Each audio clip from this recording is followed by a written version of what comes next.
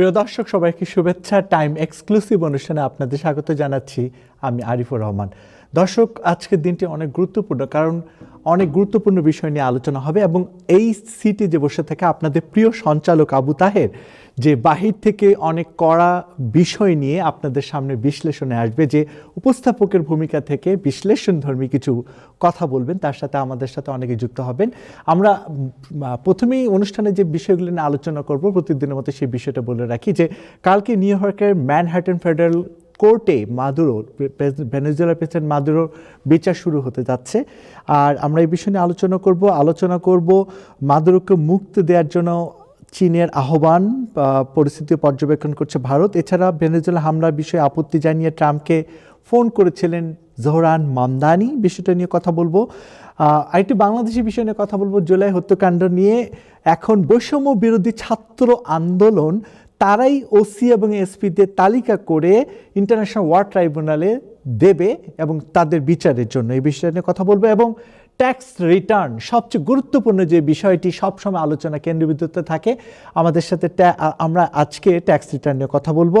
আজকে আমাদের সম্মানিত প্যানেলে যারা আছেন, ইব্রাহিম চৌধুরী খোকন আছেন, আমাদের প্রিয় সঞ্চালক আবু তাহের, এছাড়া সারোয়ার চৌধুরী সিপিএ, আর সবসময় নিউজে আপডেট যে জানান নাজমুল হাসান। আমরা এখন তার কাছে চলে যাব। ধন্যবাদ আরিফ, এবং ধন্যবাদ টাইম টেলিভিশনের সকল দর্শক, শ্রোতা এবং প্যানেলিস্ট সবাইকে সালাম এবং শুভেচ্ছা। আশা করি আপনারা সবাই ভালো আছেন। আজ রবিবার, জানুয়ারি মাসের 4 তারিখ 2026 সাল। যুক্তরাষ্ট্রের secretary of state Marco Rubio অনেক অস্বস্তিকর অবস্থায় পড়েছেন, কারণ তিনি বিভিন্ন টেলিভিশন চ্যানেলে রোববারের আজকে যে যুক্তরাষ্ট্রে সাধারণত রোববার দুপুরে যে অনুষ্ঠানগুলো হয়, প্রায় সবকটিতেই তিনি কোনো না কোনো সময় অংশ নিয়েছেন আজকে। এবং গতকাল মাদুরোকে যুক্তরাষ্ট্র নিয়ে আসার পর, গ্রেফতার করে যুক্তরাষ্ট্রে নিয়ে আসার পর তাকে বিচারের সম্মুখীন করার যে প্রক্রিয়া শুরু হয়েছে গতকাল বিকেল থেকে ইনফ্যাক্ট, এবং আগামীকাল তিনি নিউ ইয়র্কের সাউদার্ন ডিস্ট্রিক্ট কোর্টে ব্রুকলিনে বিচারকের সম্মুখীন হবেন। তার আগে সেক্রেটারি অফ স্টেট মার্কো রুবিওকে যে প্রশ্নমানে জর্জরিত করা হচ্ছে, সেটি হচ্ছে যে গতকাল প্রেসিডেন্ট ট্রাম্প বলেছিলেন যে যতক্ষণ পর্যন্ত ভেনেজুয়েলাতে একটি প্রতিনিধিত্বশীল, স্বচ্ছ এবং কার্যকর সরকার প্রতিষ্ঠিত না হয়, ততক্ষণ পর্যন্ত যুক্তরাষ্ট্র ভেনেজুয়েলার প্রশাসনের দেখভাল করবে, যুক্তরাষ্ট্রে ভেনেজুয়েলা চালাবে।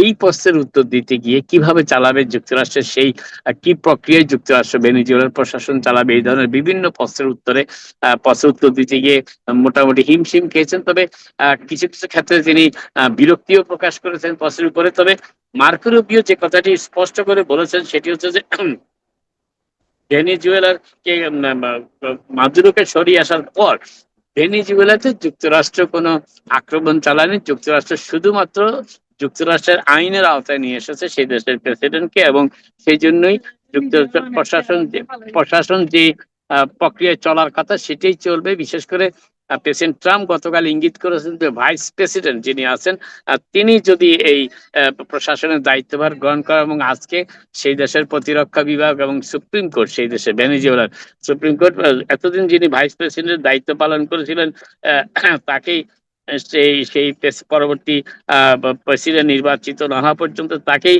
সে দায়িত্ব পালনের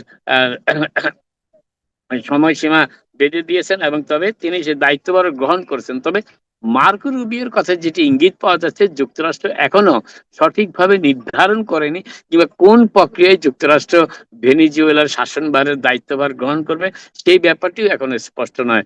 তবে মার্কো রুবিও একাধিকবার বলেছেন যে প্রেসিডেন্ট ট্রাম্প যেভাবে চাইছেন যুক্তরাষ্ট্রের প্রশাসন যুক্তরাষ্ট্র ভেনেজুয়েলার শাসনভার নিয়ন্ত্রণ করবে, যেটা যুক্তরাষ্ট্রের স্বার্থের পরিপন্থী কোনো কাজে যাতে সম্পৃক্ত না থাকে। যুক্তরাষ্ট্রের যে স্বার্থ সেখানে জড়িত, সেই স্বার্থের ব্যাপারটি স্পষ্ট করে ভেনেজুয়েলার সরকারকে জানিয়ে দেওয়া হয়েছে, এবং সেই অনুযায়ী যেই সরকার কাজ করবে তার সাথেই যুক্তরাষ্ট্র কাজ করবে। কিন্তু মার্কো রুবিও এবং প্রেসিডেন্ট ট্রাম্প দুজনেই আজকে সতর্ক করে দিয়েছেন, যিনি অস্থায়ী ভিত্তিতে প্রেসিডেন্টের দায়িত্বভার গ্রহণ করছেন, তিনি যদি যুক্তরাষ্ট্রের স্বার্থ বিরোধী কাজ করেন কিংবা যুক্তরাষ্ট্র যেভাবে চায় সেভাবে যদি তিনি ভেনেজুয়েলাকে পরিচালিত করতে না চান কিংবা পরিচালিত করার ব্যাপারে অনীহা প্রকাশ করেন, তাহলে তার পরিণতি মাদুরোর চাইতে ভয়ানক হবে, এমন ইঙ্গিত প্রেসিডেন্ট ট্রাম্পও সরাসরি দিয়েছেন, মার্কো রুবিও সরাসরি দিয়েছেন।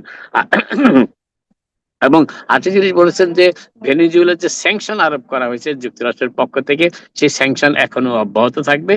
তবে যুক্তরাষ্ট্রের সেখানকার কোনো সামরিক উপস্থিতি থাকবে কিনা সেই বিষয়ে মার্কো রুবিও স্পষ্ট করে কিছু বলেনি। তবে তিনি প্রেসিডেন্ট ট্রাম্পের উদ্ধৃতি দিয়ে বলেছেন যে যুক্তরাষ্ট্র যদি মনে করে যে যুক্তরাষ্ট্রের নিরাপত্তার জন্য সেখানে যুক্তরাষ্ট্রের সামরিক বাহিনীর উপস্থিতি প্রয়োজন, তাই হবে শেষ পর্যন্ত। যদি যুক্তরাষ্ট্র এবং প্রেসিডেন্ট ট্রাম্প তাই মনে করেন, সেটার প্রয়োজন অনুভব করেন, তাহলে সেখানে যুক্তরাষ্ট্রের সামরিক বাহিনী থাকবে। তবে এই মুহূর্তে সেখানে যুক্তরাষ্ট্রের কোনো সামরিক বাহিনী আহ অবস্থান করছে না, এটিও তিনি স্পষ্ট করে জানিয়েছেন। এবং তিনি সিবিএস নিউজকে তিনি যেটা বলেছেন ফেস দ্য নেশনে, যে যুক্তরাষ্ট্র ভেনিজুয়েলাকে দখলও করেনি। যুক্তরাষ্ট্র ভেনিজুয়েলাতে শুধু যুক্তরাষ্ট্র একটি আদালতের বা তার বিরুদ্ধে যে মামলা হয়েছে, সেই মামলা যে মূল আসামি মাদুরো এবং তার স্ত্রী, তাদের দুইজনকেই যুক্তরাষ্ট্রে নিয়ে আসা হয়েছে বিচারের সম্মুখীন করার জন্য।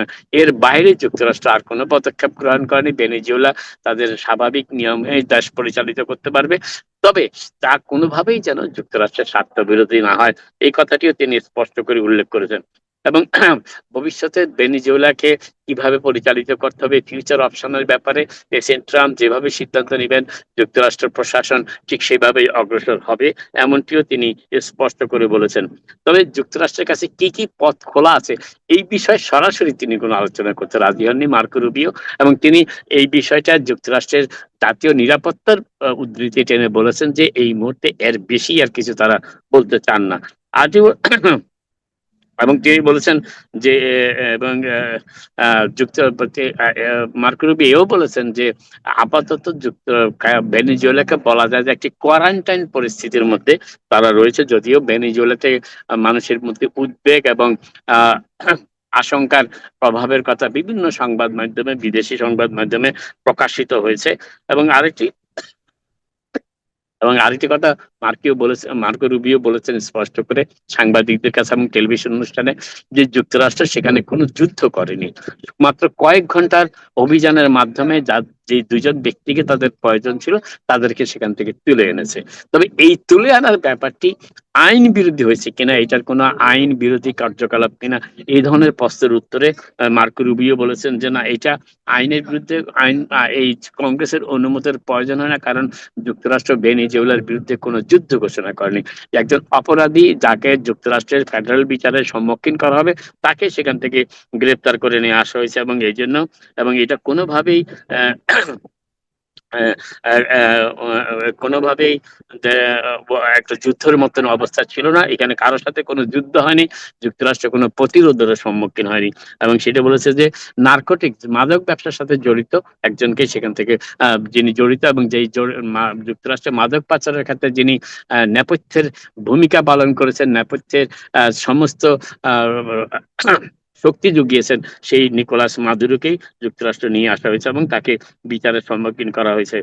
তবে ডেমোক্র্যাটরা এটাকে যুদ্ধ হিসাবে বিবেচনা করছেন। তারা বলছেন যে ডেল্টা ফোর্সের মাধ্যমে ইরাকের সাবেক প্রেসিডেন্ট সাদ্দাম হোসেনকে তুলে আনা হয়েছিল, ঠিক সেই ডেল্টা ফোর্সকেই ব্যবহার করে মাদুরোকে নিয়ে আসা হয়েছে এবং এটি একটি যুদ্ধকালীন অবস্থা ডেমোক্র্যাটদের। এবং তারা বলেছেন যে ভবিষ্যতে প্রেসিডেন্ট ট্রাম্প যাতে আর কোনোভাবে এই ধরনের পদক্ষেপ গ্রহণ করতে না পারেন, সেই জন্য কংগ্রেসের অধিবেশনে এই বিষয়ে আলোচনা হওয়া উচিত এবং আগামী কংগ্রেসের অধিবেশনে ডেমোক্র্যাটরা এই বিষয়টি উত্থাপন করার স্পষ্ট ইঙ্গিত দিয়েছেন। আরেকটা বিষয় যেটি বলার চেষ্টা করছে সেটি যে তবে সিনেটর টেইমকে, যিনি ডেমোক্র্যাট দলের থেকে নির্বাচিত সিনেটর ভার্জিনিয়া থেকে, তিনি বলেছেন যে যে তিনি একটি ভোট নিয়ে আসবেন যখন সিনেট অধিবেশনে বসবে আগামী দিন কয়েকের পর, যে যুদ্ধকালীন যে ক্ষমতা প্রেসিডেন্টকে দেওয়া হয়েছে, ওয়ার রেজুলেশন পাওয়ার, ওয়ার পাওয়ার রেজুলেশন, সেই রেজুলেশনের মাধ্যমে প্রেসিডেন্ট ট্রাম্প যাতে এককভাবে এই যুদ্ধকালীন কোনো ব্যবস্থা গ্রহণ করতে না পারেন, সেই বিষয়ে তিনি একটি ভোটাভুটির আহ্বান জানাবেন, যাতে কংগ্রেসের অনুমোদন ছাড়া ভবিষ্যতে প্রেসিডেন্ট ট্রাম্প এই ধরনের কোনো অভিযান পরিচালনা না করতে পারেন, সেই বিষয়টা আমাকে যে সেনেটর টিম কেইন সিনেটে একটি প্রস্তাব তুলবেন। তবে সেই প্রস্তাবে পাশ হওয়ার সম্ভাবনা রয়েছে কিনা এই বিষয়ে তিনি কোনো ইঙ্গিত দেননি। আরেকটি বিষয়, প্রেসিডেন্ট ট্রাম্প, যেটা একটু আগে বললাম, যে প্রেসিডেন্ট ট্রাম্প আজকে আটলান্টিক পত্রিকাকে টেলিফোন সাক্ষাৎকারে বলেছেন যে ভেনেজুয়েলা যিনি ভাইস প্রেসিডেন্ট ডেলসি রড্রিগুয়েজ, যিনি বর্তমানে অস্থায়ী ভিত্তিতে প্রেসিডেন্টের দায়িত্ব পালন করছেন, তিনি, যেটা একটু আগে বললাম, যদি যুক্তরাষ্ট্রের কথা মতো না চলেন, অর্থাৎ যুক্তরাষ্ট্রের স্বার্থ বিরোধী কোনো কর্মকাণ্ডে জড়িত থাকার অভিযোগ তার বিরুদ্ধে আসে, তাহলে তার পরিণতি ভয়াবহ হবে, এতটাই ভয়াবহ হবে যেটা মাদুরোর চাইতে বেশি হবে। এই কথাটি স্পষ্ট করে আজকে প্রেসিডেন্ট ট্রাম্প জানিয়ে দিয়েছেন। আরেকটা জিনিস যেটা বলার চেষ্টা করছি, যে তবে আহ, আহ, তবে তিনি প্রেসিডেন্ট বলেন যে তিনি চান না যে যুক্তরাষ্ট্র যদি ভবিষ্যতে প্রয়োজন হয় ভেনিজুয়েলাতে আবারও সামরিক অভিযান চালানোর ক্ষেত্রে ডেলসি রড্রিগুয়েজ কোনোভাবে বাধা সৃষ্টি করতে না পারেন, এটাও তিনি ডেলসি রড্রিগুয়েজকে স্পষ্ট করে জানিয়ে দিয়েছেন আজকে। এবং তিনি, প্রেসিডেন্ট ট্রাম্প আরো বলেছেন যে ভেনিজুয়েলাতে অনতিবিলম্বে শান্তি শৃঙ্খলা পরিস্থিতি ফিরিয়ে আনার ব্যাপারেও যুক্তরাষ্ট্রের একটি দায়িত্ব রয়েছে এবং যুক্তরাষ্ট্র সেই বিষয়টিও দেখভাল করবে। নিউ ইয়র্ক সিটির মেয়র, যিনি ডিএসএ, ডেমোক্রেটিক সোশ্যালিস্ট পার্টি থেকে নির্বাচিত মেয়র হয়েছেন, আজকে ডেমোক্রেটিক সোশ্যালিস্টে এক দীর্ঘ আবেদন পত্রে প্রেসিডেন্ট ট্রাম্পের এই নিকোলাস মাদুরোকে আটক করে নিয়ে আসার তীব্র বিরোধিতা করেছে এবং তারা অনতিবিলম্বে তার মুক্তি দাবি করেছে। এবং তারা বলেছে যে বলিভিয়ার বিপ্লবের সাথে যুক্তরাষ্ট্রের ডিএসএ, ডেমোক্রেটিক সোশ্যালিস্ট অ্যালায়েন্স, তারা একমত প্রকাশ করছে, সহমত প্রকাশ করছে। সেটিও জোহরান মামদানি এবং তার ডেমোক্রেটিক সোশ্যালিস্ট পার্টির সদস্যরা আজকে সেটিও পুনর্ব্যক্ত করেছেন। আরেকটি বিষয় যেটি নিউ ইয়র্কের গভর্নর হোকুল আজকে জানিয়েছেন যে যে গত কয়েক মাস ধরে নিউ ইয়র্ক স্টেটের বিভিন্ন হাইওয়ে এবং থ্রুওয়েতে যারা টোল ফাঁকি দিয়ে, যে সমস্ত গাড়ি চালকরা টোল ফাঁকি দিয়ে হাইওয়েতে গাড়ি চালাতেন, তাদের বিরুদ্ধে ব্যবস্থা গ্রহণের প্রক্রিয়া আরো জোরালো করা হয়েছে, তীব্রতর করা হয়েছে এবং তাদেরকে জরিমানা এবং অন্যান্য ধরনের শাস্তিরও ব্যবস্থা করা হয়েছে। তার মধ্যে রয়েছে ইতিমধ্যে 170টি গাড়ি আটক করা হয়েছে এবং 1000-এর বেশি টিকিট দেওয়া হয়েছে যারা বিভিন্ন উপায়ে টোল ফাঁকি দেন কিংবা জালিয়াতির আশ্রয় নেন।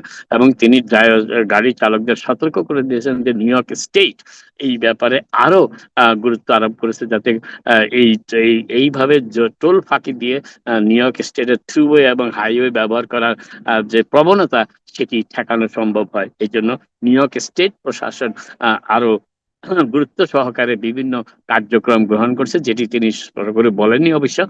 তিনি বলেছেন এর মাধ্যমে যাতে কোনো কেউই এই টোল ব্যবহারের ক্ষেত্রে জালিয়াতির আশ্রয় না নিতে পারে কিংবা টোল ফাঁকি দিতে পারে।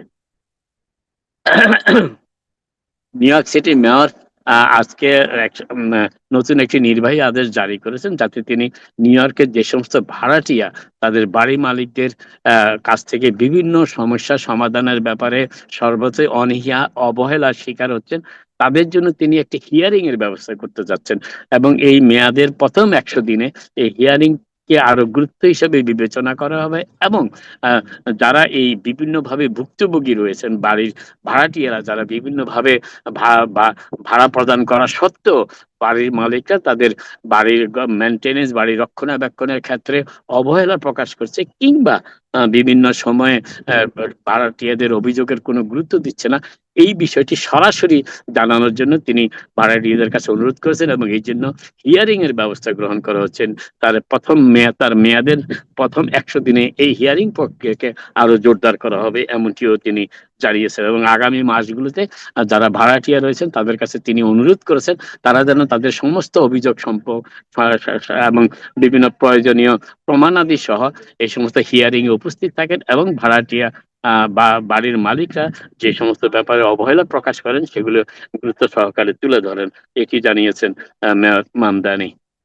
আপাতত এখানে শেষ করি, আবার আপনাদের সাথে কথা হবে। আপনারা সবাই ভালো থাকুন। নাজমুল হাসান, আপনি যাবেন না, কারণ আপনার প্রশ্ন এবং উত্তরের মধ্য দিয়ে অনেক প্রশ্ন জন্ম হয়েছে। এখানে প্রচন্ড ঠান্ডা, আমি বাইরে দাঁড়ানো যাচ্ছে না।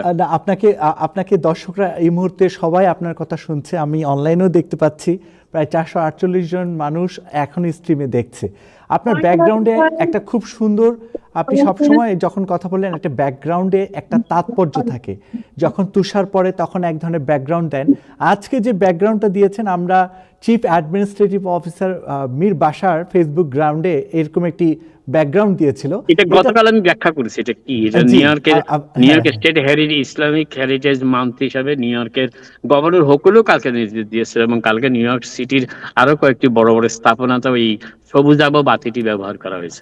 আচ্ছা, আপনাকে এখন যে বিষয়টি বলতে চাইবো যে দেখেন, আপনি যে ভাড়াটিয়াদের অনেক গুরুত্বপূর্ণ বিষয় বলেছেন, যে বিভিন্ন ধর্ম বর্ণের মানুষের পছন্দের ইমিগ্রেন্ট সিটি হিসেবে নিউ ইয়র্কের একটা আলাদা জায়গা আছে এবং এখানে তারা থাকে কারণ সব ধরনের সুযোগ সুবিধার জন্য।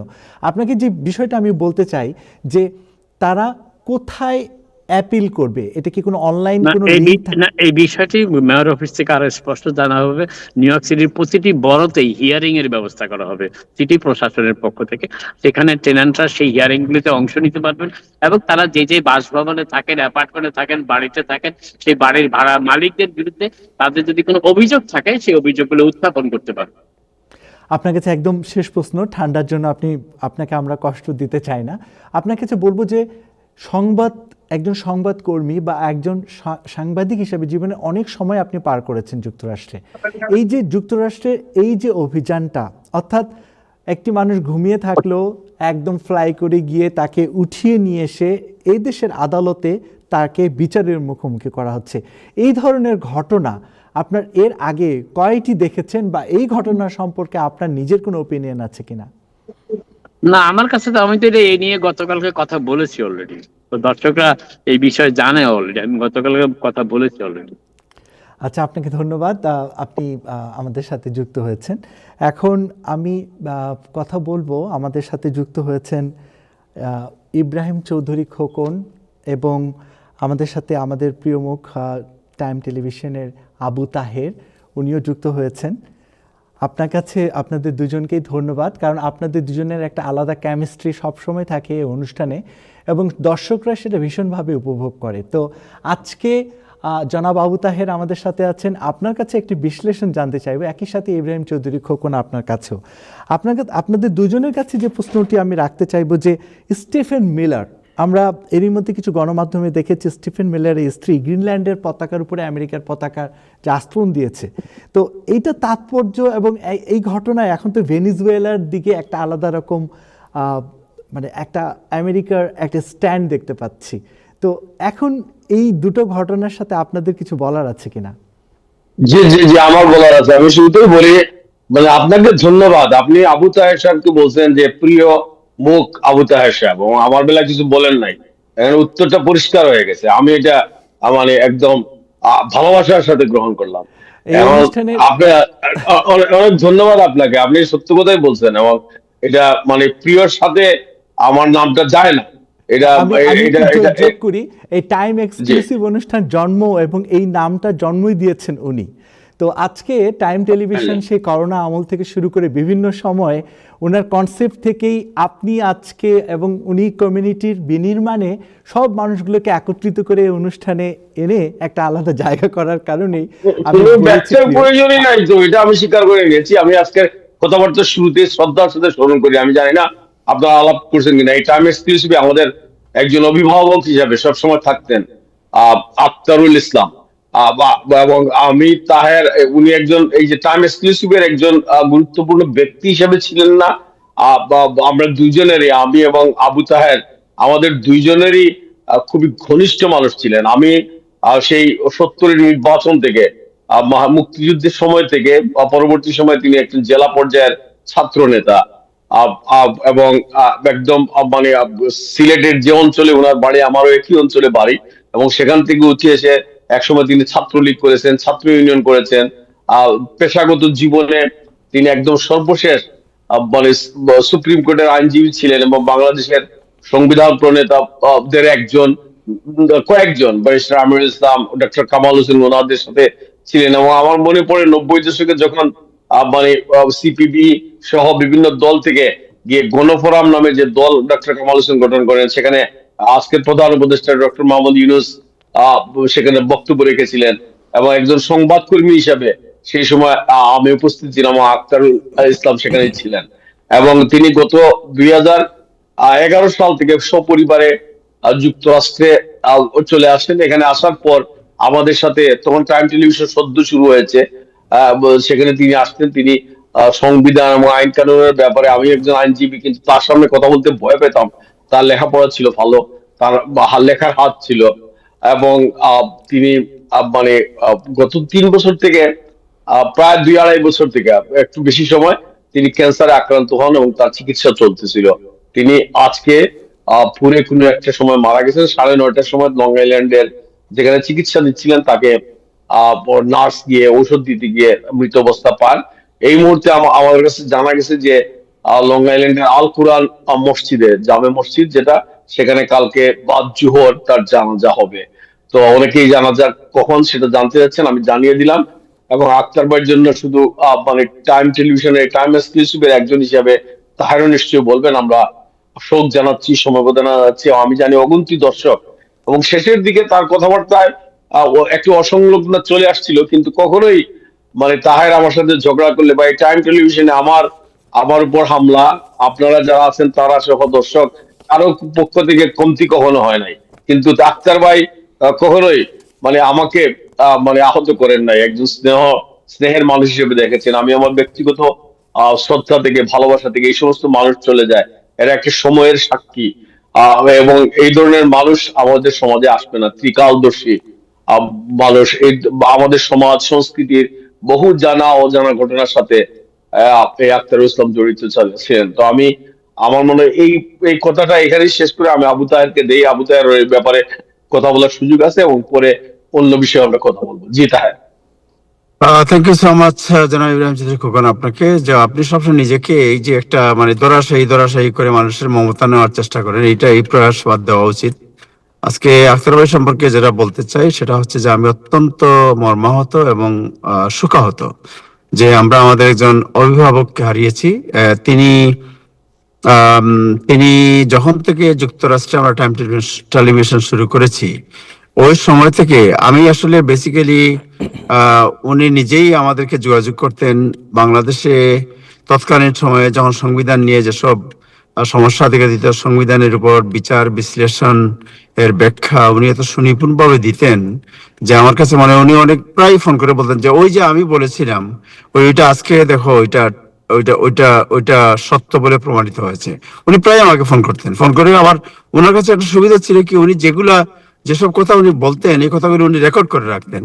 এবং এই রেকর্ড করে রাখার কারণে ওনার সুবিধা ছিল যেটা, যে উনি ওই সাথে সাথে আমাকে টেক্সট করতেন যে এই যে তোমাকে এর আগে বলেছিলাম, এই যে আমার কাছে এই দেখো এটা বলেছিলাম, আজকে এটাই হচ্ছে।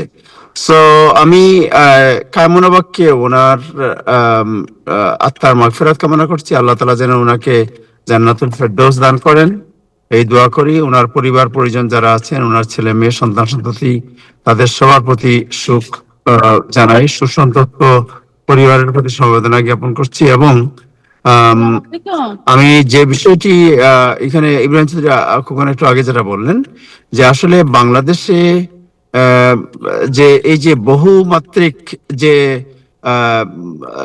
গণতান্ত্রিক যে সংস্কৃতির অন্যতম একজন বাহক ছিলেন জনাব আখতার। উনি একটি রাজনৈতিক দলের বা মতের প্রতি বিশ্বাসী হলেও উনি অন্যের কথা শুনতেন এবং অন্যকে কথা বলার সুযোগ দান করতেন, যেটা বাংলাদেশের বর্তমান পলিটিক্যাল যে কালচার, এই কালচারে খুবই বিরল বলে আমার কাছে মনে হয়। তো ওনার যে গণতান্ত্রিক যে চেতনা, ওনার যে বিশ্বাস, এবং উনি আবার একজন ধার্মিক লোক ছিলেন, যার কারণে উনি যখনই কথা বলতেন তখন তার এই কথাবার্তার মধ্যে তার এই ধর্ম বিশ্বাসের ব্যাপারটি ফুটে উঠতো। এবং তিনি কখনো অন্য কাউকে হার্ট করে কথা বলেছেন আমি এটা শুনি নাই। সো আমি ওনার মৃত্যুতে খুবই শোকাহত, এবং আসলে কি ভাষায় আমি শোক প্রকাশ করবো তাও জানি না। আর আল্লাহ ওনাকে জান্নাত নসিব করুন, এই দোয়া করি ওনার জন্য। আর যেটা আপনি বলেছেন একটু আগে যে ভেনেজুয়েলা, এই বিষয়ে কথা বলার মতো পরিস্থিতিতে আমি নাই, যেহেতু এখানে অনেক লোক আছে।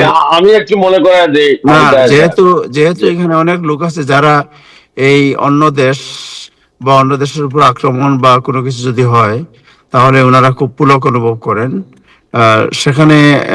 কারণ আহ, সেই অবস্থায় আমি নাই যে এটাকে জাস্টিফাই করার মতো অবস্থায়, বাট আমি মনে করি কেউ যদি অন্যায় করে থাকে তার যদি কোনো বিচার হয়, বিচারে আমার কোনো আপত্তি নাই। বিচার হতে হবে সুষ্ঠু এবং ন্যায়ের বিচার। বিচারের মতোই হতে হবে, বিচারের মধ্যে। অবশ্যই অবশ্যই অবশ্যই, এবং এই বিচারের জন্য শুনেন, এবং এটা যে অন্যায় ন্যায় দুইটাই আমরা কোনো সময় নিয়ে আলোচনা করতেছি না, তবে এটা যে অন্যায় হয়েছে, এটার সাথে সাথে বাংলাদেশে বাঁশের চুঙ্গাতে আপনার ওই কেরোসিন ঢেলে মশাল মিছিল হয়েছে। So, এখানে ভেনেজুয়েলার মানুষ উল্লাস প্রকাশ করতেছেন মাদুরোকে গ্রেফতার হওয়ার পর, কিন্তু আমার মনে হয় বিশ্বের একমাত্র দেশ বাংলাদেশ যেখানে এখনো চুঙ্গায় কেরোসিন বলে মানে মশাল মিছিল করে এটার প্রতিবাদ জানানো হয়েছে। তো এটা প্রতিবাদ হবে, এবং আমেরিকার মতো কাজ করবে, তার দেশের স্বার্থ দেখবে। আমরাও কার কোনো পক্ষ কোনো মানুষ আহত হোক, এবং মানে একদম চোর বাটপারকেও আপনার বেডরুম থেকে স্ত্রী সহ ধরে নিয়ে আসা, এটা তো আমরা কোনো সময় সমর্থনই করতে পারি না। এমনকি বাংলাদেশের যে আইন পড়ে মানে মানে আইনজীবী হয়েছি, সেখানেও লেখা আছে যে আপনি কারো ওই দরজা ভেঙে তাকে গ্রেফতার করতে পারবেন না। এখন এটা একটা রাষ্ট্র কিভাবে করলো, এবং যারা মশাল মিছিল করতেছেন তাদের কাছে নিশ্চয়ই ট্রাম্প মানে একটা জবাব দিবেন। বাট ঘটনা এখানেই শেষ না, এটার সাথে সাথে আপনার স্টিফেন মিলার মানে মানে স্টিফেন মিলার একটা গুরুত্বপূর্ণ ব্যক্তি প্রশাসনের, তার স্ত্রী মানে ওই গ্রিনল্যান্ডের মানে পতাকার উপর আমেরিকার পতাকা নিয়ে একটা শব্দ রেখেছেন সুন। তো এটা সামাজিক যোগাযোগের মাধ্যমে গতকাল থেকে এটা ব্যাপক আলোড়ন সৃষ্টি হয়েছে যে এবং সাথে সাথে আটলান্টিক নামক পত্রিকায় আহ, ডোনাল্ড ট্রাম্প একটা সাক্ষাৎকারে বলেছেন যে গ্রিনল্যান্ডটা আমাদের জন্য, এটা আগে থেকেও তিনি বলে আসছিলেন, এবং এই ভেনেজুয়েলার আলাপটা যখন চলতেছে তখন আবার তিনি এটি স্মরণ করে দিয়েছেন যে গ্রিনল্যান্ডটা আমাদের জন্য খুবই জরুরি আমেরিকার নিরাপত্তার জন্য। সুতরাং মানে এরপরে কি গ্রিনল্যান্ড আসতেছে সিনারিওতে আমরা জানি না। আবার আজকেই তিনি বলেছেন যে কলম্বিয়ায় একটা হামলা চালানো এটা খুব ভালো হবে, মানে কলম্বিয়ার যে শাসক গুস্তাভো উনিও নাকি কোকেন টোকেন বানায় আমাদেরকে মানে যুক্তরাষ্ট্রে। এখন আমরা তো এত খবর রাখি না আদার ব্যাপারীরা, যারা জাহাজের খবর রাখেন মানে উনারা ভালো বলতে পারবেন। তবে কলম্বিয়া সম্পর্কেও একটা কড়া কথাবার্তা বলছেন। তো আমরা যদি দেখি যে ডোনাল্ড ট্রাম্প একটা সাংঘাতিক অ্যাটাক মুডে আছেন, এই অ্যাটাক মোড আমেরিকাকে তিনি কতটা মহান করবেন, আমেরিকার কতটা শত্রু হবেন, এবং এই মুহূর্তে শুনেন আমেরিকার যারা ভিতরে আছেন বা বাইরেও আছেন, আমেরিকার মানে এই পদক্ষেপ দেশের নিরাপত্তা এবং এটার বিরুদ্ধে কথা বলাটা খুব রিস্কি। কিন্তু ইতিমধ্যে আপনার সামাজিক যোগাযোগ মাধ্যম সবকিছু মনিটর করা হচ্ছে। যারা এই যে চুঙ্গাতে কেরোসিন ঢেলে মিছিল করতেছেন আমেরিকার বিরুদ্ধে, তারা হয়তো কোনোদিন আমেরিকা আসবেন না, কিন্তু তাদের মানে জেট ধরে যারা আসতে চান বা কোনো সময় যারা আসার উদ্যোগ নেবেন, এটা তাদেরকে মানে পরীক্ষা নিরীক্ষা করা হবে, এটা ডোনাল্ড ট্রাম্প বলে দিয়েছেন, এবং ইতিমধ্যে এইসব বিষয় শুরু হয়ে গেছে। ভারতের বহু লোক ইতিমধ্যে আটকা পড়েছেন এই এই সোশ্যাল মিডিয়ার কারণে। শুধু ভারতের না, আমরা জানি যে ইউরোপেরও মানে ইউরোপিয়ান ইউনিয়নের একজন কর্মকর্তা বা 2 সপ্তাহ আগে তাকে ফিরিয়ে দেওয়া হয়েছে সোশ্যাল মিডিয়ায় মানে আমেরিকার কর্মকাণ্ড সম্বন্ধে বৈরী আচরণের জন্য, বৈরী কথাবার্তার জন্য। সুতরাং আমরা একটা কঠিন সময় পার করছি। আমরা অনেক কিছুই আমরা সমর্থন করতে পারি না। আমরা জানি এই সীমাবদ্ধতার মধ্যে স্ট্রেট বলেন যে পারি অথবা পারি না। আমি তো আমার দেশের স্বার্থে তাইলে বলেন যে আমাদের দেশের প্রেসিডেন্ট যে সিদ্ধান্ত আমাদের নিয়েছেন, দেশের আমার দেশের স্বার্থে প্রেসিডেন্ট যে সিদ্ধান্ত নিয়েছেন, আমাদের প্রেসিডেন্ট আপনি বলেন যে আমি এটাকে সাপোর্ট করি, এটা বলে দেন একবারে। সাপোর্ট না করে শুনেন, আমার নোট অফ ডিসেন্ট জানিও আমি সমর্থন করতে না না, আপনি নোট অফ ডিসেন্ট এগুলা তো মানুষদেরকে করা মানে চোখের আমরা এই ব্যাপারে প্রেসিডেন্টের কাছ থেকে আরো স্পষ্ট বক্তব্য জানার চেষ্টা করব, কি কারণে নিরাপত্তা বিঘ্নিত হয়েছে। মানে এর মধ্যে আপনি তাহলে এখনো জানেন না এটা, রাইট? মানে কি জানি না, আমরা তো মানে আপনি কি প্রেক্ষাপটে এই ঘটনা ঘটেছে এটা আপনি জানেন না এখন? ভিতরের পরিস্থিতি কতটা ভয়াবহ। আমরা কি ভেনেজুয়েলা শাসন করতে চাই না? ওখান থেকে তেল সম্পদ, এই তেল সম্পদ আনিয়া তো আমাদের প্রেসিডেন্ট তার বাড়িতে পাঠাবেন না। এগুলা উনি বলছেন যে এখন যে নতুন ভাইস প্রেসিডেন্ট ক্ষমতা নিচ্ছেন, উনি যদি আমাদের কথা না শুনেন উনারও পরিণতি আরো খারাপ হবে। সুতরাং এখানে একটা মানে প্রকাশ্য একটা হুমকি আছে, প্রকাশ্য একটা বক্তব্য আছে এখানে। মানে আপনাদের সাবেক প্রেসিডেন্ট মানে তেলের জন্য যে সমস্ত কাণ্ড কারখানা করলেন প্রেসিডেন্ট বাইডেন, উনাদের অন্তরে এক কথা আর মুখে আরেক কথা। ডোনাল্ড ট্রাম্প মুখে আমার তেলের দরকার ভাই, খনি, আমি ওই তেল চাই। তো মানে এটা তো বলতেছে, এটা আমেরিকা কি নতুন করতেছে? আমেরিকার প্রেসিডেন্ট কি রামকৃষ্ণ মিশন চালায় নাকি? মানে সারা বিশ্বকে এরা এইভাবেই মানে ওকে, সো শাসন করে আপনারা আসছে। এইটা যে বললেন, এই যে গ্রিনল্যান্ড, তারপর ভেনেজুয়েলা, হোয়াট অ্যাবাউট কানাডা? কানাডার ব্যাপারে উনি একটু আগ্রহ দেখিয়েছিলেন, আমাদের মহান মানে প্রেসিডেন্ট। মানে আগের তালিকায় অগ্রাধিকার আছে, এবং কোনটা কোনটা অগ্রাধিকারে পড়তেছে এটা দেখা যাক। আপাতত এগুলা সামাল দেওয়া, বাট এটা খুব আগ্রাসী মোডে। এবং এটা আপনি দেখেন ইউরোপিয়ান ইউনিয়ন, জাতিসংঘ, উনাদেরও মানে কোনো মানে কড়া বক্তব্য নাই। সবাই জি। মানে সবাই সবাই একটা একমাত্র দুর্বলের একমাত্র মতো একমাত্র দায়সারা। কড়া কড়া বক্তব্য দিয়েছেন আমাদের জোহরান মামদানি, আমাদের মেয়র। ওয়েল, এটা কড়া বক্তব্য না, তিনি না, বলছেন উনি যে আজকে আজকে আজকে প্রতিবাদ করেছেন এটার। আচ্ছা, প্রতিবাদ করছেন, কিন্তু এই বক্তব্যটা বার্নি স্যান্ডার্স এবং আবু তাহের সাহেব, আপনি বক্তব্য পড়বেন, এখানে লেখা আছে যে আইনত আপনি পারেন না। আইনত কি আপনার একটা দেশে মানে কংগ্রেসের অনুমোদন ছাড়া পারেন না। কিন্তু এটার ব্যাখ্যাটা কি, যে তারা অপরাধী, বিন লাদেনকে যেমন ধরে নিয়ে আসার জন্য যাওয়া হয়েছিল, একজন অপরাধীকে গ্রেফতার করে নিয়ে আসছেন, এইভাবে বলা হচ্ছে। তো এটাও যে একটা খুব, তারপরেও একটা প্রতিবাদ যে হচ্ছে এটা ভালো, কিন্তু এটাকে যে খুব শক্ত প্রতিবাদ বলা যাবে না। জি অলরাইট, ওকে, সো আমার মনে হয় এই বিষয়ে বেশি কথা না বলাই ভালো, কারণ এই মুহূর্তে ইটস এ ডেভেলপিং স্টোরি এবং এটা খুব সেন্সিটিভ ব্যাপার। এটা আমরা মহান প্রেসিডেন্টের ওনার যে পদক্ষেপ, ওইটাকে এইভাবে রেখে দেই, পরে পর্যালোচনা করা ভালো এটা। জি, আমার আপনি মনে হয় আমি এই এই ব্যাপারে, এই অন্তত এই ব্যাপারে আপনার এবং আমার মধ্যে আজকে কোনো বিরোধ নাই। না, আমরা কোনো বিরোধ নেই। প্রত্যেকেই নিজস্ব প্রত্যেকেই নিজস্ব স্বার্থ দেখার জন্য আমরা মানে নিজস্ব নিরাপত্তা স্বার্থ এটা রাখা আমাদের মৌলিক দায়িত্ব। জি, আপনি তাই জি, sir. Thank you so much, আপনি বোঝার আপনাদের জন্য। আপনারা যেখানে এই প্যানেলে আছেন, একটি প্রশ্ন রয়েছে যে খুব স্বাভাবিকভাবে যদি আমরা বিষয়টাকে দেখি যে আপনারাও অনেক দিন ধরে সংবাদ কর্মী হিসেবে ফিল্ডেও কাজ করছেন এবং অনেক অনেক সংবাদ দেখেছেন।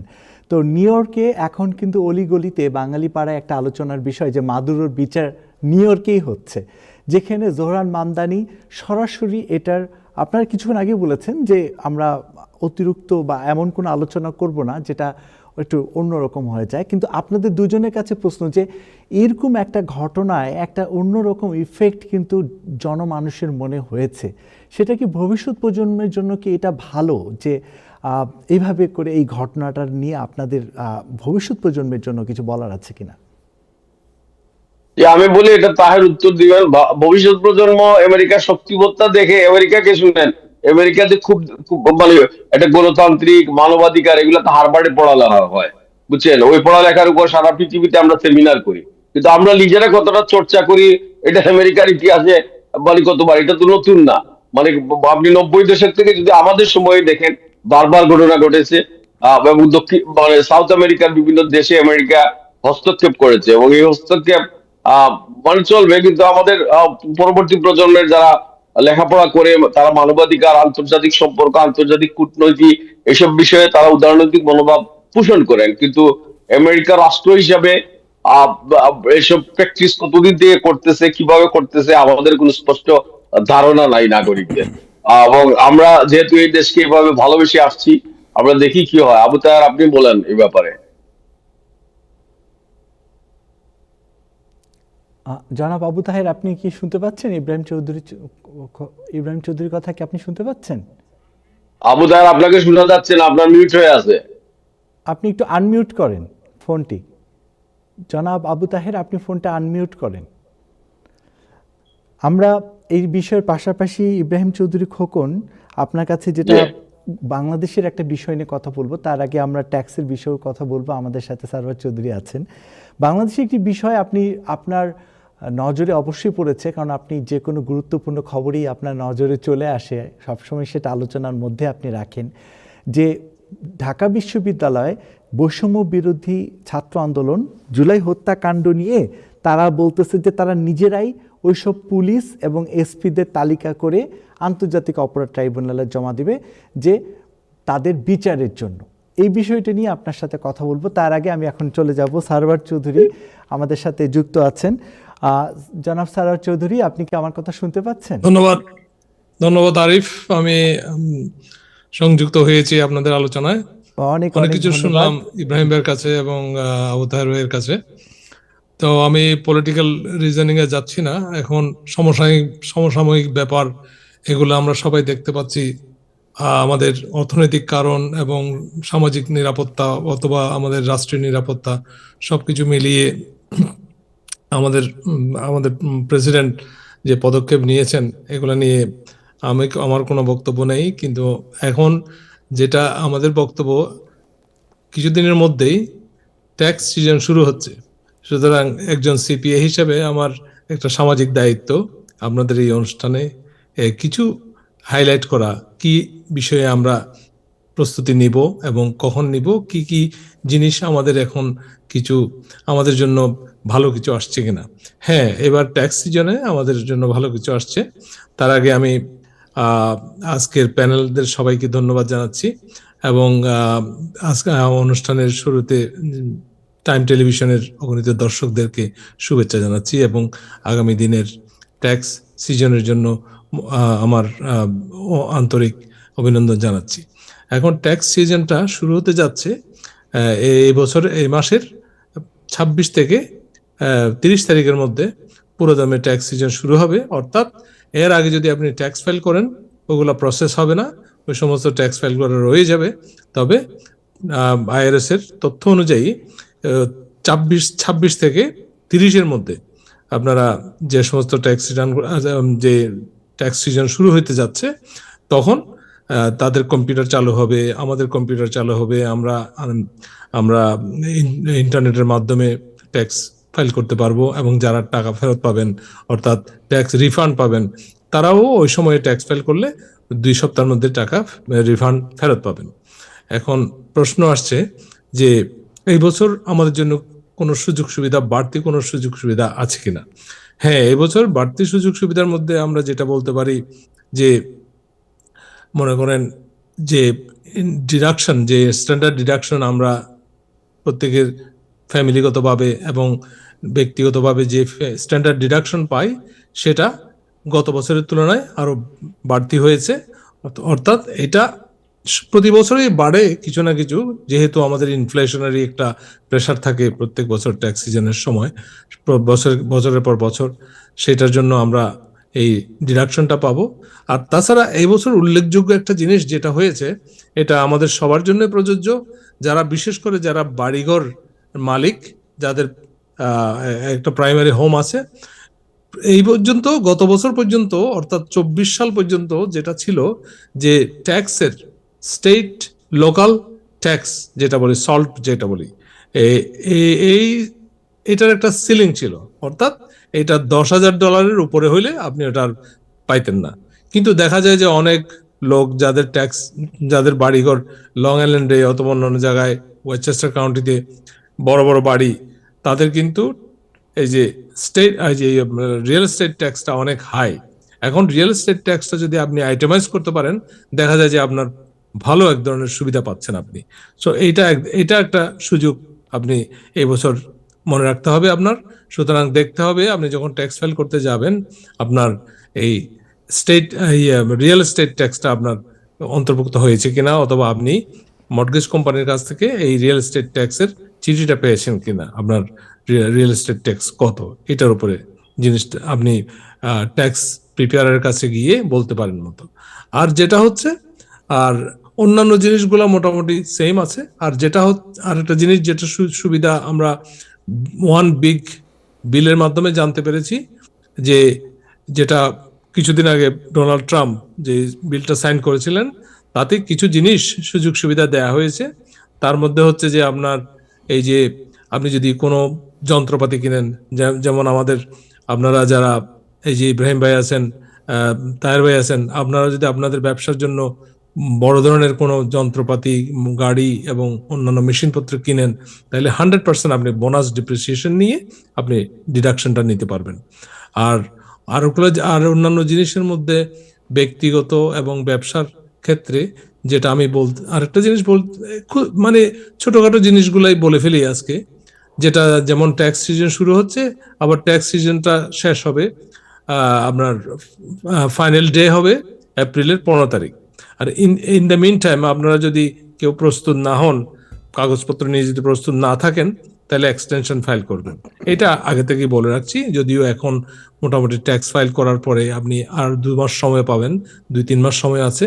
আর যারা ব্যবসা করেন তাদের কিন্তু, যারা এস কর্পোরেশন এবং এলএলসি পার্টনারশিপ, তাদের কিন্তু আবার মার্চের 15 তারিখের মধ্যে ট্যাক্স ফাইল করতে হবে, সেটা খেয়াল রাখবেন। এটা না করলে আপনার কিন্তু এটার জন্য একটা ভালো ধরনের জরিমানা আছে। প্রত্যেকটা পার্টনার, আপনারা যদি বেশি পার্টনার হন তাহলে কিন্তু জরিমানার পরিমাণও এরকম বেশি। সুতরাং মনে রাখতে হবে মার্চের 15 তারিখে একটা ডেডলাইন, এপ্রিলের 15 তারিখে একটা ডেডলাইন। সুতরাং বেশিরভাগ ক্ষেত্রে লোকজন মনে করে যে এপ্রিলের 15 তারিখই বোধহয় তাদের জন্য ইম্পর্টেন্ট, কিন্তু এপ্রিলের 15 তারিখ নয়, অনেক সময় মার্চের 15 তারিখও তাদের জন্য ইম্পর্টেন্ট।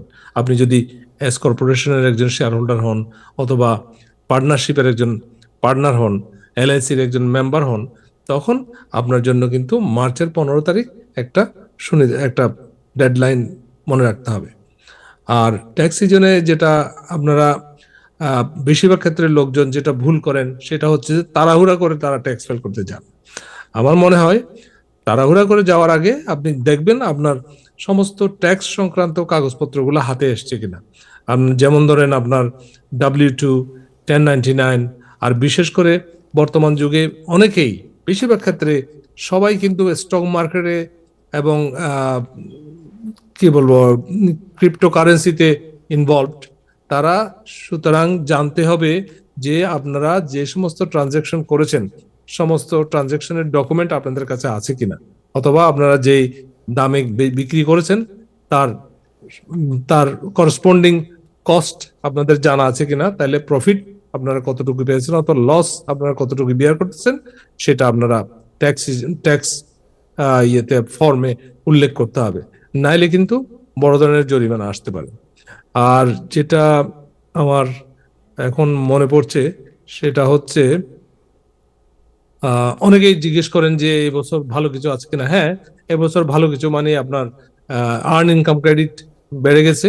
এটা মোটামুটি $8,000 মতো প্রতি ফ্যামিলিতে আসতে পারে, যাদের 3টা বাচ্চা আছে।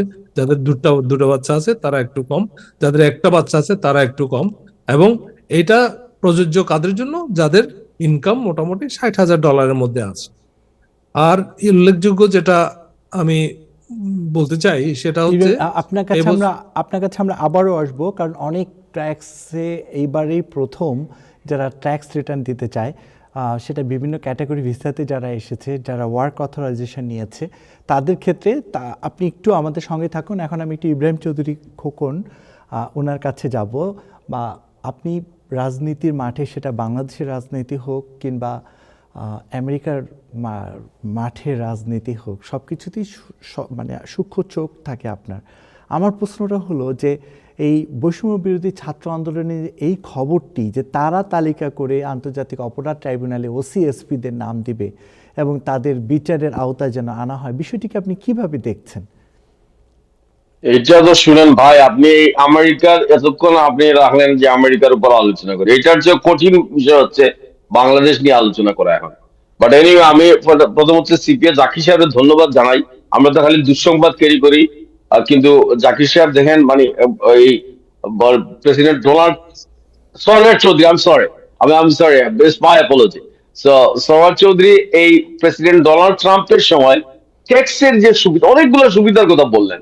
এই সুবিধাটা আমাদের ব্যক্তিগত ভাবে আমাদের সবাইকে এফেক্ট করবে। তো এটা নিয়ে আমরা খুব মনোযোগী হব, এবং আমরা যার কারণে বা যাদের কারণে, যে সমস্ত আইন প্রণেতাদের কারণে এই ট্যাক্স আইনটা পাস হলো, তাদেরকে একটু ধন্যবাদ জানাবো। আমরা মানে তাদের এই সুকর্মকে আরো যাতে বৃদ্ধি করা যায় তার প্রতি আমাদের সমর্থনটা অব্যাহত রাখবো। এখন আসি আপনার প্রশ্নে। বাংলাদেশে শুনেন, বাংলাদেশে একটা নর্মালি যদি আপনি একটা সাধারণ রাজনৈতিক বাস্তবতায় এ ধরনের তালিকা দেওয়ার কোনো সুযোগ তো কারণ নাই, কিন্তু আপনি দেখেন বাংলাদেশে এখন একটা স্বাভাবিক রাজনৈতিক বাস্তবতা বিরাজ করছে কি করছে না। একটা একটা একটা প্রতিষ্ঠিত সরকারকে উচ্ছেদ করেছে কারা? এই বৈষম্য বিরোধী ছাত্র সংগঠন এবং এই বৈষম্য বিরোধী ছাত্র আন্দোলন। তাদেরকে আপনি বলছেন যে তাদের কারণেই, প্রধান উপদেষ্টা নিজে বলেছেন যে তাদের কারণেই আমি, দে আর মাই এমপ্লয়ার, তাদের কারণেই আমি ক্ষমতা। সুতরাং এই যে ক্ষুব্ধ তরুণরা, তারা তো এক ধরনের ক্ষমতাবান নিজেদেরকে মনে করতেছে, এবং এটা আবার নির্বাচনী প্রক্রিয়া, সব দলের অন্যান্য রাজনৈতিক দল যারা নির্বাচনে আসতেছেন তাদের মধ্য দিয়ে দেশটা একটা রাজনৈতিক প্রক্রিয়ার মধ্যে না যাওয়া পর্যন্ত এইসব ঘটনা ঘটতে থাকবে। এখন বৈষম্য বিরোধী ছাত্র আন্দোলনে তারা মনে করতেছে যে মানে আমরা আন্দোলন করতে গিয়ে জ্বালাপোড়া হয়েছে, এটা প্রতিটি আন্দোলনে হয়, এই জ্বালাপোড়ার দায় আমার উপর পড়বে যদি মানে আমাদের পছন্দের লোক এই সমস্ত বিচারে না থাকে, বা বিভিন্ন বিষয় প্রশাসনিক হস্তক্ষেপে, প্রশাসনিক কার্যক্রমে, সরকারি কার্যক্রমে তাদের একটা হস্তক্ষেপ তারা প্রকাশ্যেই বলতেছে। এটা তো লুকানো না। আমরা মানে এমনকি আমরা গত সপ্তাহে দেখলাম একজন, সম্ভবত আমরা সবাই দেখেছি, যে একজন যে থানায় গিয়ে বসেছে যে আমরা পুলিশকে জ্বালিয়ে দিয়েছি। সো এই যে এই সমস্ত কখন মানুষ বলে, একটা মানুষ সে দেখতেছে যে আমরা সরকারকে উচ্ছেদ করে দিয়েছি, আমরা একটা সরকার পরিচালনা করতেছি আমাদের সমর্থনে, সুতরাং এটা করা আমাদের দাবি। কিন্তু এইগুলাকে একটা রাজনৈতিক ভাবে সামাল দেওয়ার যে নেতৃত্ব আমাদের, এটা খুব প্রয়োজন। এইসব যদি দীর্ঘমেয়াদী আমাদের দেশে চলে, বিভিন্ন এনার্কি সৃষ্টি হবে, এবং আমি মনে করি যে আগামীতে যে নির্বাচনের রূপরেখা আছে, যে সেইভাবে কোনোভাবে একটা নির্বাচন হয়ে একটা মানে জনগণের রাজনীতির যে যে যে একটা স্বাভাবিক প্রক্রিয়া আছে, সেই প্রক্রিয়ায় যদি দেশটা আবার প্রবেশ করে, তাহলে এগুলো অনেকগুলাই মানে থাকবে না। কিন্তু এইসব এখন নানান ঘটনা ঘটতেছে, এবং এই ঘটনা আমাদের একটা স্বাভাবিক অবস্থায় আমরা যদি চিন্তা করি, এই সমস্ত ঘটনা আমাদের নানান প্রশ্নের উদ্বেগ করে, এবং এই প্রশ্ন মানে মানে থাকবে আপনার আমারও। তো এই বিষয়ে আমি এটাই বলতে চাই, একটা মাঝামাঝি অবস্থানে আমরা দেখি, এবং আমরা প্রত্যাশা করি বাংলাদেশে একটা রাজনৈতিক স্থিরতা আসবে, এবং শক্ত রাজনৈতিক স্থিরতার মাধ্যমে রাজনৈতিক দল এবং রাজনৈতিক শক্তি যদি ক্ষমতায় না যায়, তাহলে এগুলো নিয়ন্ত্রণ করতে পারবেন না। এই এই নিয়ন্ত্রণের প্রত্যাশাই আমরা করব, যাতে সমাজে আইন শৃঙ্খলা নিশ্চিত হয়, আইনের শাসন নিশ্চিত হয়, সাংবিধানিক সরকার প্রতিষ্ঠিত হয়। এসবের দিকেই আমাদের প্রত্যাশা থাকবে, এবং এটা খুব দ্রুত এই দেশটা সেদিকে যাচ্ছে। আপনার কাছে আমরা আবারও আসবো, একদম আপনার সাথে কথা বলে অনুষ্ঠানটি শেষ করব। তার আগে আবারও আমরা সারোয়ার চৌধুরীর কাছে যাব। আপনার কাছে যখন আমি যাব, যে প্রশ্নটি রাখবো, আপনি জানেন বাংলাদেশ ভারত সম্পর্ক, অর্থাৎ Mustafizur Rahman Kolkata night Riders club থেকে তাকে বাদ দেওয়া হয়েছে, এবং বাংলাদেশ টি-20তেও যাওয়ার সম্ভাবনা একদম নাকচ করে দিয়েছে নিরাপত্তাজনিত কারণে। এই যে বাংলাদেশ ভারতের সম্পর্কের মধ্যে যে দেয়াল, এটা নিয়ে আপনি কথা বলবেন, এবং তারপরে অনুষ্ঠান শেষ হবে। সারোয়ার চৌধুরী, সিপিএ, আপনার কাছে খুবই গুরুত্বপূর্ণ একটি বিষয়ে কথা বলতে চাই। আমাদের অনেক বাংলাদেশি আছে যারা বিভিন্ন অঙ্গরাজ্যে কাজ করছেন, এবং অধিকাংশই দেখা গেছে যে অ্যাজাইলেম কিংবা বিভিন্ন ক্যাটাগরিতে তারা এ দেশে কাজ করছে। কাজের পাশাপাশি কেউ পড়াশোনা করছে, কেউ বা রেজাল্ট আসার অপেক্ষায় আছে। এখন ডোনাল্ড ট্রাম্পের এই সময় দেখা গেছে যারা বিশেষ করে অ্যাজাইলেমে যারা আছে, তারা কিন্তু এক ধরনের দ্বিধাদ্বন্দ্বে আছে যে কখন আমার কাছে মেল আসবে, পরিপূর্ণ ডকুমেন্টেশন সহ আমাকে ইউএসসিআইএস কর্মকর্তার মুখোমুখি হতে হবে কিনা। এখন তারা কিন্তু ওয়ার্ক অথরাইজেশন নিয়ে W2-তে কাজ করছে, কেউ 1099-তে কাজ করছে।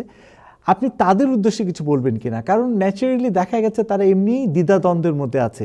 তো তারা প্রতি সপ্তাহে যুক্তরাষ্ট্র সরকারকে ট্যাক্স জমা দিচ্ছে। তো এখন তারা নিজেরাই দুশ্চিন্তায় আছে যে আমরা এই দেশে আসলে থাকতে পারবো কিনা, বিভিন্ন ক্যাটাগরি যারা ওয়ার্ক অথরাইজেশন নিয়ে আছে, তাদের উদ্দেশ্যে কি বলার আছে আপনার? ধন্যবাদ আরিফ। ব্যক্তিগতভাবে আমি নৈরাশ্যবাদী নই। যারা ওয়ার্ক অথরাইজেশন পেয়েছেন তাদেরকে আমার কংগ্রেচুলেশনস। আর যেটা হচ্ছে, তারা একটা ওয়ার্ক অথরাইজেশন পেয়েছেন অথবা অ্যাসাইলামের মাধ্যমে পেয়েছেন, স্টুডেন্ট হিসেবে পেয়েছেন, তাদের সেই ওয়ার্ক অথরাইজেশন যদি থাকে এবং সোশ্যাল সিকিউরিটি নাম্বার যদি থাকে, আমি অ্যাডভাইস করব তারা যাতে ট্যাক্স ফাইল করেন, যতটুকু সম্ভব তারা ট্যাক্স ফাইল করেন, এবং কাগজে কলমে যদি W2 থাকে, 1099 থাকে, তারা অবশ্যই ট্যাক্স ফাইল করবেন। আর একটা কথা যেটা বলতে চাই, যে এটা ভবিষ্যতে তাদের যে কাগজ, তাদের যে ফাইলিং, এটার জন্য কাজে লাগবে। আমাদের ডোনাল্ড ট্রাম্প ব্যক্তিগতভাবে আমার মনে হয় না উনি লিগ্যাল ইমিগ্রেশনের বিপক্ষে। আমরা যতই ভয় পাই না কেন, আমেরিকা একটা, এখানে কংগ্রেস আছে, এখানে সেনেট আছে, তারা প্রত্যেকটা জিনিস বিবেচনা করে, এবং যে এক একজনের সাথে এক একজনের দর কষাকষির মাধ্যমে যেটা উঠে আসে সেটা হচ্ছে একটা আইন, সেটা হচ্ছে একটা ওয়ান বিগ বিউটিফুল ইয়ে বলেন, প্রস্তাবনা বলেন অথবা ল বলেন, এটা কিন্তু এটা অনেক প্রসেসের মাধ্যমে যায়। সুতরাং আমি চাই না যে অযথা আমরা যারা এখানে অ্যাসাইলাম পেয়েছি অথবা অ্যাসাইলামের উপর কাজ করছি অথবা ওয়ার্ক অথরাইজেশন নিয়ে কাজ করছি তারা ভয় পাই। আমাদের উচিত আমরা যেটা পেয়েছি, যেটা আইনগতভাবে আমাদের অধিকার আছে, সেটা যাতে আমরা পরিপূরণ করি। আর আপনি যদি ওয়ার্ক অথরাইজেশন থাকে, আপনি যদি কাজ করেন, আপনি যদি ট্যাক্স ফাইল না করেন, তখন দেখা যাবে যে কোনো একদিন ইন্টারভিউর সময় বলবে যে তুমি তো এখানে আছো, তাহলে তুমি এখানে বসবাস করো কি করে, তুমি হাউ ডু ইউ লিভ, ওর তোমার ইয়েটা কি, তোমার এখানে থাকার মিনসটা কি, তুমি কি করো, তাহলে তুমি কি ইলিগেল কোনো ব্যবসা করো কিনা। সুতরাং অনেক প্রশ্নের জবাব দিতে হবে। তার চেয়ে আমার উপদেশ হচ্ছে তারা যাতে ওয়ার্ক অথরাইজেশন যদি থাকে, তারা যে কোনো স্টেটেই থাকুক ট্যাক্স ফাইল করতে পারবে। তারা ট্যাক্স ফাইল করে তাদের কাগজগুলো সংরক্ষণ করবে এবং যখনই তাদের ইন্টারভিউ আসবে তারা দেখাতে পারবে যে তারা গুড সিটিজেন, এবং গুড পিপল হলে তাদের জন্য এটা ভালো কিছু হবে। আর ইব্রাহিম ভাইয়ের একটা কথা আমার খুব যে উনি বাংলাদেশ সম্পর্কে বলেছেন, আমি আসলে ওনার সাথে একমত। আমাদের দেশে একটা সুস্থির গণতান্ত্রিক সরকার প্রয়োজন। এখন সুস্থির গণতান্ত্রিক সরকার প্রয়োজন এই জন্য যে আমরা যারা এখানে লক্ষ্য বাংলাদেশি আছি, আমাদের কিন্তু অনেক ক্ষেত্রে আমরা বাংলাদেশের বিভিন্ন জিনিসের উপর নির্ভরশীল। তার চাইতে আমি যেটা বলতে চাই, এখন আমাদের কাছে অনেক লোক আসেন যারা বাংলাদেশে প্রচুর সম্পত্তি আছে, কিছু আছে, তারা বলে যে কি করব, আমরা তো এখানে চলে এসেছি, আমরা এখানে বাংলাদেশের আমার ছেলে মেয়েরা তো যাবে না, আমার সম্পত্তিগুলো কি করব। কিন্তু বাংলাদেশে এই নিয়ে কোনো আলাপ আলোচনার স্থান নেই। কেননা নেই, বাংলাদেশে যদি এখানে সুস্থ গণতান্ত্রিক সরকার থাকতো, তাহলে এই সমস্ত জিনিসগুলো পার্লামেন্টে আলোচনা হইতে পারতো। আমি অনেক সময় প্রস্তাব করি যে বাংলাদেশ থেকে আমেরিকা থেকে বাংলাদেশ, আমাদের এই যে ফ্লো অফ ফাইন্যান্স, এটা এটা ইয়ে হওয়া দরকার, প্রতিবন্ধকতা দূর করা দরকার। এটার জন্য একটা সুস্থির একটা সমন্বিত একটা উদ্যোগ থাকা দরকার, যেটা আইনের মাধ্যমে স্বীকৃত হবে। যে মনে করেন আমরা এখানে আছি, আমাদের ছেলেপেলেরা যাবে না, কিন্তু আমরা প্রত্যেক সূত্রে যে সমস্ত জিনিসপত্র পেয়েছি, আমরা কিন্তু এখানে ট্যাক্স ফাইলের সময় আমাদের দেখাতে হচ্ছে। আমাদের যখন যে কোনো দেশেই আমাদের সম্পত্তি থাকুক, আমাদের ইনকাম থাকুক, আমাদের অ্যাজ এ ইউএস সিটিজেন আমাদের দেখাইতে হয়। কিন্তু আপনি কোনো সময় দেখাতে পারলেও কিন্তু বাংলাদেশ থেকে কোনো সম্পত্তির কোনো ইনকাম আপনি এখানে ফ্লো করতে পারেন না। সুতরাং এই সমস্ত জিনিসগুলা আলোচনা করার জন্য একমাত্র ফোরাম হচ্ছে পার্লামেন্ট। এখন পার্লামেন্ট থাকতে হলে নির্বাচন হইতে হবে, এবং আমি একমত একটা নির্বাচিত সরকার বাংলাদেশে আসুক। তার মাধ্যমে আমরা যারা এখানে আছি তারাও অনেক ট্যাক্স সমস্যার সমাধান আমরা করতে পারবো, যেহেতু ইউএস সিটিজেন হচ্ছে যখন ট্যাক্স ফাইল করবে গ্লোবাল ইনকামের উপর ট্যাক্স ফাইল করবে তারা। আপনাকে ধন্যবাদ। আপনি খুবই গুরুত্বপূর্ণ একটি বিষয় এর মধ্যে বলে ফেলেছেন যে যেভাবেই থাকুক না কেন, ওয়ার্ক অথরাইজেশন যদি কারো থেকে থাকে অবশ্যই তাকে ট্যাক্স ফাইল করতে হবে। গুড সিটিজেন একটা তকমা লাগবে তার ঘাড়ে, কারণ যে কোনোভাবেই সে যখন ইন্টারভিউ ফেস করতে যাবে সে বলবে তুমি আমার দেশে আছো, তার মানে তুমি অবৈধভাবে কাজ করেছো, তোমার কাজের কোনো বৈধতা ছিল না। বৈধতা থাকলে তুমি সরকারকে ট্যাক্স দাওনি কেন? বিষয়টি অবশ্যই এই মুহূর্তে যারা টাইম টেলিভিশনের দর্শকরা আছেন তারা বিষয়টি জানলেন, এবং রাজনীতির বিষয়েও বাংলাদেশ নিয়ে যে মন্তব্য করেছেন তাও অনেক চমৎকার ছিল। আপনি আমাদের সঙ্গে থাকুন। এখন ইব্রাহিম চৌধুরী খোকন, আপনার কাছে আসবো। কিছুক্ষণ আগে আমি একটু মানসিক প্রস্তুতি নেওয়ার জন্য কথা বলেছি, কারণ প্রতিটা কথায় আপনার যৌক্তিকতা থাকে। তো বাংলাদেশ এখন একটা নতুন সমীকরণের দিকে আমরা লক্ষ্য করছি। মুস্তাফিজুর রহমানের ঘটনার মধ্য দিয়ে তাকে বাদ দেওয়া ইন্ডিয়ান নাইট রাইডার্স থেকে, এখন টি-20-তে না যাওয়ার সরাসরি নাকচ করে দেওয়া, সার্বিকভাবে বিষয়গুলোকে আপনি কিভাবে দেখছেন?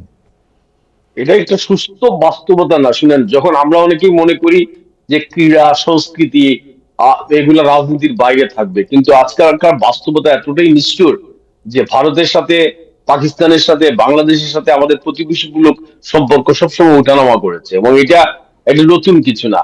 আমরা মুখে যতই বলি মানে এই সম্পর্কটা তো সহজ না। এখন ভারত যে কোনো ভাবে বাংলাদেশের প্রতি একটা বৈরী আচরণ করবে, সেখানে আপনার শিল্পীরা, আপনার সংস্কৃতি কর্মীরা মানে তারা হেনস্থার শিকার হবেন, ও একইভাবে ক্রীড়া ক্ষেত্রে মুস্তাফিজ হামলা শিকার হয়েছেন। এবং এগুলা যে শুধু প্রতিবাদ করে যে এটা পাল্টা, যে আমরা ভারতে কি হিন্দি মুভি দেখা, বাংলাদেশে কি হিন্দি মুভি বা হিন্দি টেলিভিশন, জি টেলিভিশন এগুলা দেখা বন্ধ হয়েছে? বন্ধ হয় নাই। সংস্কৃতি, ক্রীড়া এগুলাকে এভাবে নিয়ন্ত্রণ করা যায় না। এবং আমরা তো উদার হস্তে এই যে ভারতীয় সংস্কৃতি, ভারত থেকে যে সংস্কৃতির কর্মকাণ্ড ঘটে, মানে ঢাকায় বা বাংলাদেশে এখন বহু লোক মানে বাংলা ভাষা ভালো করে না জানলেও ওই হিন্দি সিরিয়াল দেখে ওই ভাষায় ভালো কথা বলতে পারেন। তো এগুলা যে ভারত বিরোধিতা বলতে কি, মানে আমাদের একই অঞ্চলের একই সংস্কৃতির নানা রূপ নানা সময় রাজনীতির দ্বারা প্রভাবান্বিত হয়েছে। এখন আমরা ক্রীড়া ক্ষেত্রে মানে ক্রিকেটে বাংলাদেশের যে উত্থান, বাংলাদেশের ক্রিকেট তারকারা আজকে সারা বিশ্বের প্রতিযোগিতা, স্পোর্টস ওয়ার্ল্ডে বাংলাদেশে মানে ক্রিকেটের নাম উঠলেই বাংলাদেশের নাম চলছে। সেই বাংলাদেশের যে সেই ক্রিকেট তারকা যখন একটা রাজনীতির শিকার হয় এবং এটা প্রতিবেশী দেশের আমাদের রাজনৈতিক বৈরিতার শিকার হয়, এটা খুবই দুঃখজনক এবং এটাকে আমার রাজনৈতিক ভাবেই মোকাবিলা করতে হবে। এবং এখানে তো আর কোনো কিছু নাই, এবং এটা রাজনৈতিক পরিস্থিতি সহনশীলতার মধ্য দিয়ে আগামীতে হয়তো এটা থেকে উত্তরণ ঘটবে। কিন্তু এটা নিয়ে যে উত্তেজনা চলতেছে, এই উত্তেজনা ক্রীড়া ক্ষেত্রে যেমন ভালো না, দুই দেশের সম্পর্কের জন্য এটা ভালো না। এটাই আমি বলতে চাই। আপনাকে ধন্যবাদ ইব্রাহিম চৌধুরী খোকন এবং সারোয়ার চৌধুরী সিপিএ, আপনাদের দুজনকে ধন্যবাদ।